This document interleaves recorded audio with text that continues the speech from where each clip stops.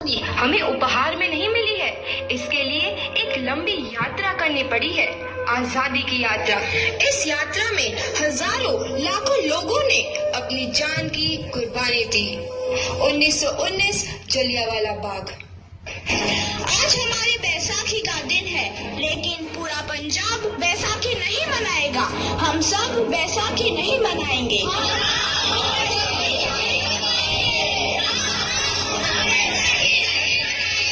जब तक हम अंग्रेजों को भारत से बाहर नहीं निकाल देते, पूरा पंजाब बैसाखी नहीं मनाएगा। अच्छा, तो तुम सब हमारा विरोध करता है, भाग जाओ यहाँ से।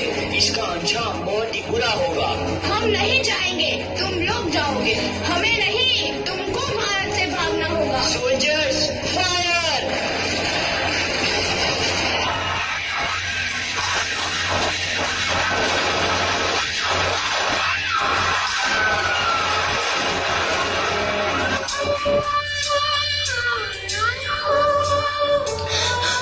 ये जमीन हमारी, ये धरती हमारी, ये खेत हमारे। अभी थोड़ी देर पहले हमारी ये फसलें लहरा रही थी, पर इन अंग्रेजों ने हमारी फसलें बर्बाद कर दी। इन अंग्रेजों ने एक ही झटके में इन सब फसलों को काट दिया। अंग्रेजों, तुम्हारे इस अत्याचार से हम डरेंगे नहीं। इस अत्याचार का बदला लेकर रहेंगे। हम आजादी लेकर रहेंगे। जलियांवाला बाग हर हिंदुस्तानी की आंख नम कर गया। इस कांड में कितने मासूमों की आहुति चढ़ गई। इतनी हैवानियत से इंसानियत कत्ल कर दी गई। जलियांवाला बाग के हत्याकांड ने आजादी की आग में घी देने का काम किया। मासूम औरतों, बच्चों की दर्द भरी चीखें और सिसकियां इनकलाब का गूंज बनकर उभरी। लाला लाजपत राय, भगत सिंह, राजगुरु, सुखदेव सरीखे क्रांतिकारियों ने भारत की इस जमीन से विदेशी दरिंदों को निकाल फेंकने के मंसूबे मजबूत कर लिए। 8 अप्रैल 1929 लाला लाजपत राय के नेतृत्व में साइमन कमीशन के खिलाफ एक भारी जुलूस निकाला गया।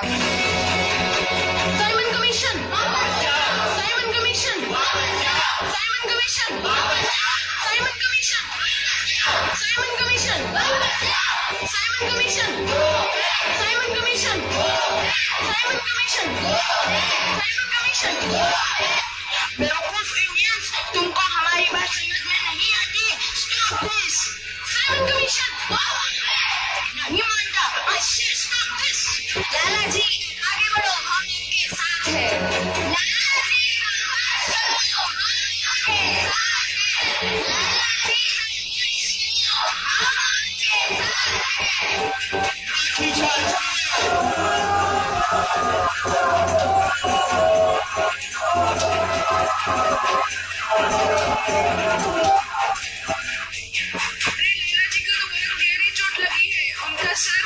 मेरे शरीर में लगी एक एक लाठी अंग्रेजी सरकार के कफन में कील का काम करेगी। ये आजादी की लड़ाई रुकनी नहीं चाहिए। ये जिम्मेदारी मैं तुम सबको सौंप कर जा रहा हूँ।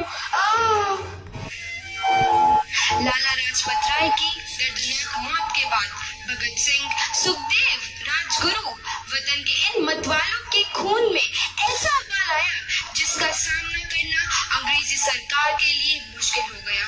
अंग्रेजों को करारा जवाब देने के लिए स्कॉट और सैंडर्स को मारने की रूपरेखा रची गई।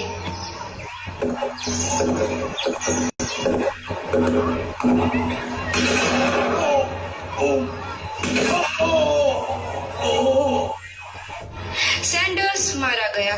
चारों तरफ तहलका मचा था।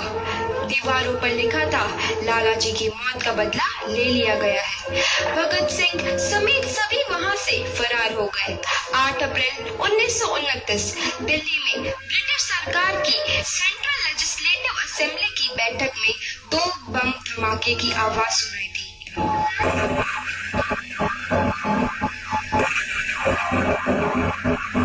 इन धमाकों ने अंग्रेजी हुकूमत को हिलाकर रख दिया। इस घटना को अंजाम देने वाले भगत सिंह, राजगुरु और सुखदेव ने अपने आप को अंग्रेजों के हवाले कर दिया। 1930 को अदालत ने अपना फैसला सुनाया। मुलजिम भगत सिंह, मुलजिम राजगुरु, मुलजिम सुखदेव को दफा 121 और दफा 302 के तहत ये अदालत तीनों को मुजरिम करार देती है और इस गुस्ताखी के लिए ये अदालत इन तीनों को सजाए मौत की सजा सुनाती है। सरफरोशी की तमन्ना अब हमारे दिल में है, देखना है जोर कितना बाजुए आदिल में है।